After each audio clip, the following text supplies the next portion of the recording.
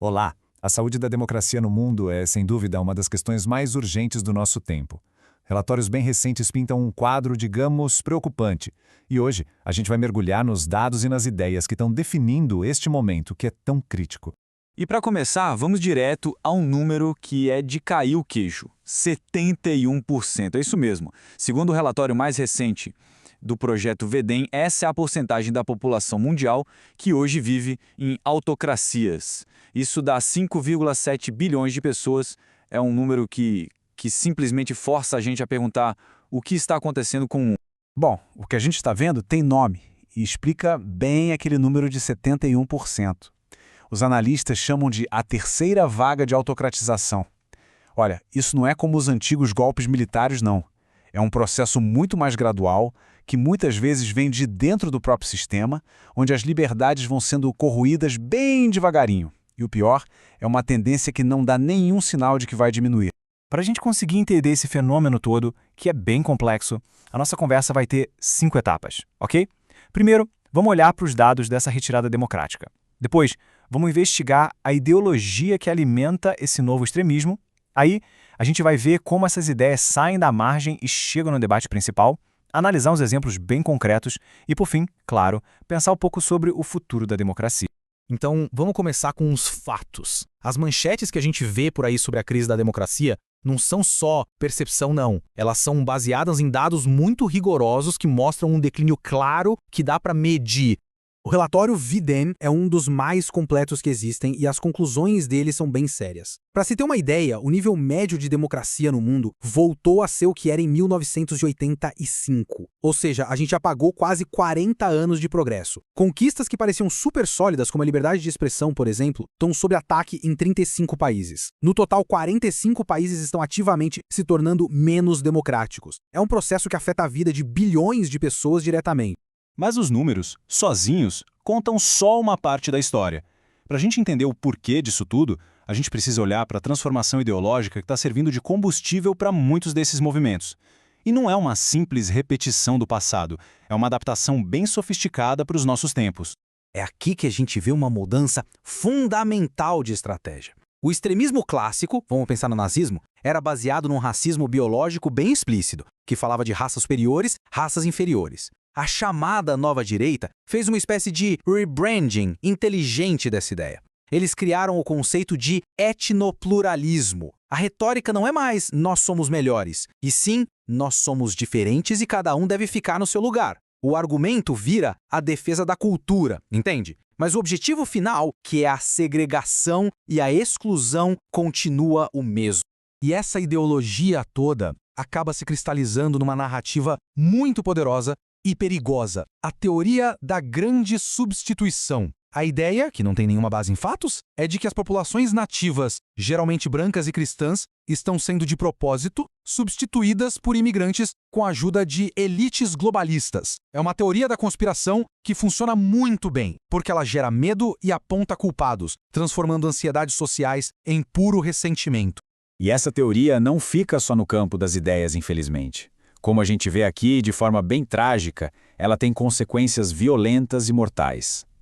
De Oslo a Christchurch, de El Paso a Buffalo, terroristas deixaram manifestos citando, com todas as letras, a grande substituição como a principal motivação deles. É aqui que a retórica vira radicalização e a radicalização vira violência real, na rua. Então, como é que pode ideias que antes eram vistas como marginais, como extremistas, ganharem tanta força a ponto de influenciar a política tradicional? Pois é, existe um tipo de manual para isso acontecer e ele basicamente envolve quebrar as barreiras de proteção da própria democracia. Historicamente, as democracias se protegiam com uma coisa chamada de cordão sanitário, ou um firewall político. Era tipo um pacto, muitas vezes informal, entre os partidos de centro-direita e de centro-esquerda para isolar os movimentos extremistas. Eles simplesmente se recusavam a formar governo com eles ou a adotar as pautas deles. Só que esse firewall está se desfazendo. Numa aposta arriscada para ganhar eleitores, muitos partidos conservadores começam a adotar a linguagem e as políticas da extrema-direita, principalmente em temas quentes como imigração e identidade nacional. Com isso, a fronteira entre o que é um discurso moderado e o que é radical vai ficando cada vez mais borrada, e o resultado é a normalização de ideias que antes eram simplesmente inaceitáveis. Vamos então para a próxima parte e ver as consequências práticas dessa erosão do firewall. Vamos analisar 3 casos que mostram bem essas tendências em contextos diferentes. Isso prova que não é um debate teórico, mas sim um fenômeno com impacto real e global. Olha só a Alemanha. Os dados oficiais de lá são alarmantes. Um aumento de quase 50% nos crimes de extrema-direita em um único ano.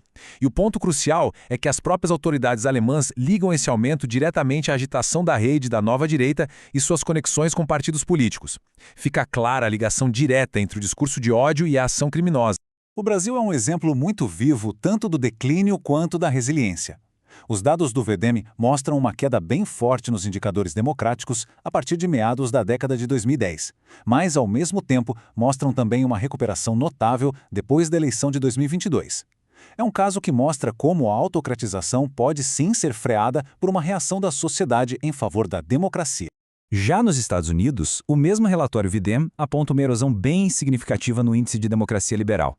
A análise destaca ataques sistemáticos a instituições que sirvam de freios e contrapesos ao poder, como judiciário e imprensa. Esse enfraquecimento do Estado de Direito é um sintoma clássico do processo de autocratização, mesmo numa das democracias mais antigas do mundo. Diante disso tudo, a pergunta que fica é sobre o futuro, né? Será que a gente está num caminho sem volta? Ou será que as democracias têm a capacidade de se regenerar, de resistir a essas pressões todas? Essa é a pergunta de $1 milhão. E a resposta, felizmente, não é totalmente pessimista, não. Existem sinais de que essa reversão é possível sim, mas ela exige um esforço consciente e muito significativo. O relatório VDEM não aponta só o declínio, ele também destaca casos de sucesso, onde a tendência de autocratização foi revertida. Países como o Brasil, a Polônia e a Zâmbia são citados como exemplos. E qual foi um fator em comum e super importante para essa retomada? Uma diminuição drástica da desinformação patrocinada pelo próprio governo, o que permitiu um debate público mais saudável. Isso tudo nos deixa com uma reflexão final. A democracia não é algo parado na história. Ela é construída por ações. Num mundo onde informação é uma arma e as instituições estão sob pressão, o jeito como a cidadania exercida também está mudando. A questão que fica para todos nós é: como é que a gente vai escrever este próximo e tão decisivo capítulo?